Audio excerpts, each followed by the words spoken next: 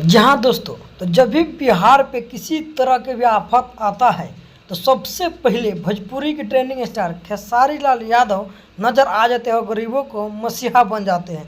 दोस्तों सेम उसी प्रकार से आज देखिए कि टोटल 20 लाख से ज़्यादा के सामान गरीबों में दान कर दिए। जहाँ दोस्तों आप लोग बिल्कुल सही सुन रहे हैं कि वही खेसारी लाल यादव गरीबों का मसीहा है, जो कि आप लोग देखिए कि टोटल 20 गाड़ी से ज़्यादा गरीबों में सामान बंटवा दिए हैं। दोस्तों लोगों को खाने पीने से लेकर के यहाँ तक कि पैसा से भी मदद कर रहे हैं। दोस्तों जो कि आप लोग ये लाइव वीडियो में देख रहे होइएगा, ये वही खेसारी लाल यादव है जो कि आज हमेशा अपने किसी न किसी गरीबों को मदद करते हुए नज़र आते हैं। दोस्तों चाहे वो इनका बर्थडे हो या कोई भी पार्टी हो, लेकिन किसी मॉडल को नचवाने के बजाय खेसारी लाल यादव हमेशा गरीबों के मदद के लिए खड़े उतर जाते हैं। दोस्तों इसीलिए तो आज भी गरीबों ने इनको पावर स्टार और ट्रेंडिंग स्टार बनाकर रखा हो।